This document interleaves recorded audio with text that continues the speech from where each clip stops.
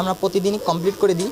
এবং যদি কোনো স্টুডেন্ট ইনকেস যদি বাসার পড়াটা যদি কমপ্লিট করতে না পারে, সেই ক্ষেত্রে আমরা কি করি, আলাদা একটা ক্লাসরুমের ব্যবস্থা করি, আলাদা কিছু সময়ের ব্যবস্থা করি, যাতে করে ওই ছেলেটা বা ওই স্টুডেন্টটা তাদের পড়াটা কমপ্লিট করে দিতে পারে।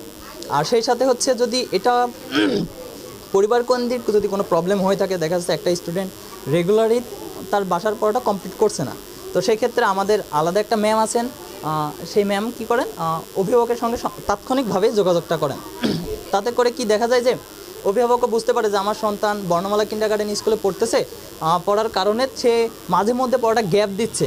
এটা অন্যান্য স্কুলে কিন্তু এটা জানে না। আমি যখন আমার স্টুডেন্ট লাইফে আমি দেখেছি, একটা বছর যদি আমি পড়া নাও পারি, আমার অভিভাবক জানেই না যে আমি পড়া পেরেছি কিনা বা পানিশমেন্টের আওতায় আমাদের স্যাররা রেখেছে কিনা, তো এটা আমার অভিভাবক জানতো না। তো সেইখান থেকে বর্ণমালা কিন্ডারগার্টেন একটু ব্যতিক্রম, যে কোনো স্টুডেন্ট যদি কখনো পড়াশোনা না করতে পারে, তাহলে পর অবশ্যই